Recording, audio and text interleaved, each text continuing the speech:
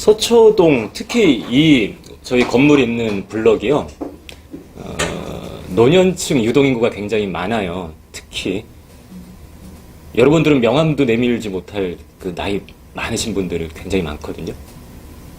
여기도 노인복지회관도 있고 그래갖고. 근데 보면은 이 노인분들의 삶이 굉장히 격차가 심하다라는 걸 알 수가 있어요. 주로 이제 저희는 이쪽에 많이 있다 보니까 여기서 뭐 직원들이랑 식사도 하고 뭐 저녁에도 시간을 보내고 많이 볼 거 아니에요? 그러면 겉으로 봐서는 전혀 알 수가 없는데 이 분들의 나누시는 이야기를 가만히 들어보면은 몇백억짜리 이제 빌딩 거래 이야기를 하고 계시질 않나. 그런 분들도 한편은 있고요. 또 그 정극단에는, 정반대 극단에는 뭐 교대역 계단에서 뭐 동냥하시는 분도 있고, 극과 극을 달리는 노년층의 삶을 이 서초동 저희 건물이 있는 블락에서 늘 확인을 하고 있습니다. 그런 거죠.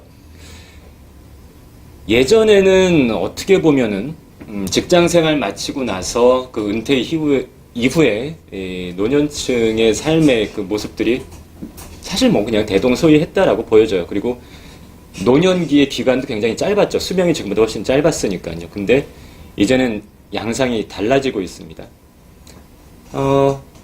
사회생활 초기부터 시작해서요, 쭉 돌이켜서 한번 생각을 해보시면은 실질적으로 한 직장에 취업을 해서 정년 때까지 근무를 할 수 있는, 그러니까 다시 말씀드리면 근로소득을 올릴 수 있는 기간이 되겠죠. 근로소득을 올릴 수 있는 그 기간이 대략 한 25년에서 30년 정도 잡힐 거예요. 뭐 대동소이 할 겁니다. IMF 시기를 지난 이후에 정년에 대한 부분 많이 좀 위축이 됐죠. 그래서 이제 50 넘어서는 그 순간부터는 은퇴를 준비를 해야 되고 근로소득이 아닌 다른 소득으로 살아가야 되는 그런 삶을 준비를 해야 될 겁니다. 근데 문제는 뭐냐면 50세가 됐을 때 앞으로 살아가야 될 날들이 또 50년 남아있다는 거죠. 100세 시대잖아요. 100세 시대. 어떻게 보면 젊은 시절 근로소득을 올리던 그 시절보다도 훨씬 더 긴 시간이 그 이후에 남아있다라는 거예요. 근데 예전에는 그 기간이 짧아서 뭐 이렇게 사나 저렇게 사나 큰 차이가 없었다면 이제는 그 노년기의 기간이 너무 길어져 버렸기 때문에 다시 시작이죠. 다시 시작. 앞에서 예를 들어서 말씀드린 것처럼 노년층의 삶도 너무나 극단적으로 양극화가 진행이 되고 있기 때문에 내가 내 노년기를 어떤 식으로 살아갈 수 있을지 한번 좀 심각하게 고려를 해보셔야 되는 부분인 것 같아요. 뭐 여기 계신 분들은 물론 다 이 노년기의 준비를 다 철저히 해 놓으셨을 거라고 생각이 듭니다만 그냥 일반적인 관점에서 말씀을 드릴게요. 통계로 잡히는 그러니까 1인당 최저 노후 생계비가 150만 원이라고 합니다. 뭐 굳이 통계를 인용하지 않더라도 직관적으로 언뜻 생각해보면 1인당 150만 원 정도는 있어야 그래도 밥은 먹고 살겠구나라는 생각이 드실 거예요. 요즘 뭐 중국집만 가도 뭐 볶음밥 하나에 7, 8천 원 하는 그런 시절이니까 이제 생활 물가가 엄청나게 올랐죠. 통계로 잡히는 물가 지수하고 생활 물가하고는 전혀 딴 세상이잖아요. 물가가 엄청나게 올랐습니다. 특히 이제 주부분들 같은 경우에는 뭐 쇼핑하고 그러다 보면 더 체감을 하실 거예요. 물가는 계속 올라가고 있습니다. 근데 내가 노후에 뭐 1인당 150만 원, 그럼 2인 기준으로 치면은 300만 원으로 올라가죠. 이 300만 원의 돈을 50세 이후에 100세까지 뭐 화폐 가치의 절하를 생각하지 않고 그냥 단순 계산을 한다면은 300만 원을 1년 동안 그리고 그거를 한 50년 동안 얼마의 돈이 필요할까요? 한 20억은 필요하겠죠? 그쵸? 300 곱하기 12달에다가 거의 한 뭐 20억 가까이는 필요하겠네요.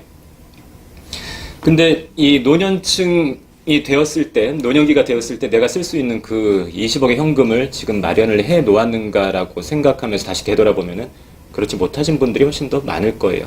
물론 국민연금도 있을 것이고 뭐 사적으로 준비를 해 놓으신 그 연금 상품도 있을 것이고 아니면 뭐 근로소득을 올릴 수 있었던 그 시절에 혹은 뭐 사업소득을 올릴 수 있었던 그 시절에 미리미리 돈을 많이 벌어서 뭐 예치해 놓은 돈도 있을 텐데요.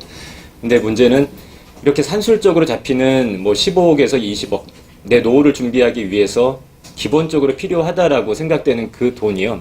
지금은 그 정도 숫자로 잡히지만 화폐 가치가 급속도로 떨어지고 있는 이 상황에서는 사실 몇 배가 더 필요할지 알 수가 없는 상황이 된다라는 거예요. 그래서 늘 준비를 해야 되는 거죠.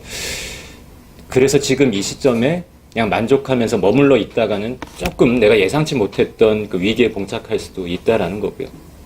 내 노년층의 삶을 말씀드린 것처럼 빌딩을 몇백억에 거래했네 이런 이야기를 나누면서 보내실 것인지, 아니면 극도로 힘든, 정말 어디에서도 도움을 받지 못하는 그런 삶을 살아갈 것인지, 사실 50세 이후부터 새롭게 시작해서 새롭게 준비한다라고 보셔야 맞을 것 같습니다.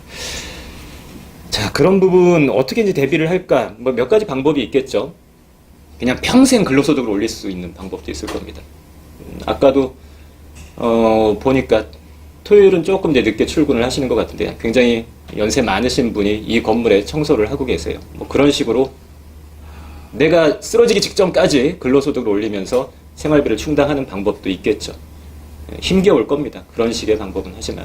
아니면 아예 생활비가 극도로 우리나라보다 훨씬 더 적은 동남아로 해외로 뭐 나가시는 분들도 있죠. 언뜻 보면 그게 굉장히 뭐 좋은 방법일 수도 있을 겁니다. 근데 굉장히 큰 리스크가 있죠. 저 뭐 필리핀 같은 데서 한국인들 돈 많다는 거 알고 어느 날 갑자기 소리 소문 없이 사라지죠. 행방불명이 되고 죽었는지 살았는지도 알 수 없는 그런 상태가 돼 버리는 거고요. 그래서 생활비가 적은 다른 나라로 뭐 옮겨가서 산다는 것도 그냥 이상적인 이야기일 뿐이지 현실적이지는 못하다라는 생각이 듭니다. 그럼 결국 노후에 선택할 수 있는 것은 내 자본을 이용해서 소득을 올리는 건데요. 자본을 이용해서 소득을 올릴 수 있는 방법 몇 가지가 있죠. 크게 주식하고 부동산이잖아요. 주식하고 부동산. 근데 개인의 관점에서 주식을 통해서 내 노후를 다 감당할 수 있을 만큼의 소득을 올릴 수 있는가는 좀 심각하게 고려를 해보셔야 될 부분이죠. 어떻게 주식을 통해서 내 노후를 감당할 수 있을 만큼 좋은 소득 올릴 자신 있으세요? 어떠세요? 고개를 가로젓고 계시죠? 힘듭니다. 지금 몇 번 말씀을 드렸지만 미국의 경우에는 주식 투자를 통한 은퇴 설계라든지 노후 대비가 굉장히 활성화가 되어 있어요. 그리고 그게 가능한 시장 환경, 주식 시장의 환경이 조성되어 있어요. 왜냐하면 배당을 많이 주거든요. 굳이 우리나라처럼 그렇게 리스크가 큰 뭐 코스닥 상장 종목이라든지 어떤 경우에는 코스닥도 아니고 뭐 제3시장에서 거래를 하기도 하고요. 뭐 예전에 뭐 기억하실 겁니다.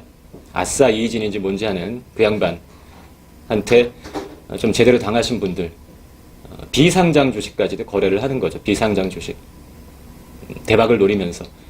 근데 대부분 99% 아주 처참한 결말을 맞이하게 됩니다. 주식은 대한민국의 이 사람들에게 노년기를 대비할 수 있는 그런 수단은 아닌 것으로 보여집니다. 그럼 결국 이제 부동산인데요. 부동산을 통해서 내 노후를 대비할 때 뭐 어떤 식으로 준비를 해서 이제 부동산을 활용할 수 있을까를 한번 생각을 해 보셔야 되겠죠. 어떤 식으로. 과거에는 이 고도 성장기에는 80년대, 90년대 아마 많이 경험을 해 보셨을 거예요. 올라갈 만한 지역에 아파트를 사두고 적정 시점에 팔아서 시세 차익을 챙기고 또 그 돈으로 또 다른 더 큰 투자 대상에 들어가서 또 한 번의 시세 차익을 챙기고 계속 기하급수적으로 그런 시세 차익을 늘려가는 그런 투자를 하실 수가 있었죠. 근데 지금의 시장 환경을 한번 여러분들이 되돌아보시면 과거와 같은 그런 투자가 가능할까 의구심이 들 거예요.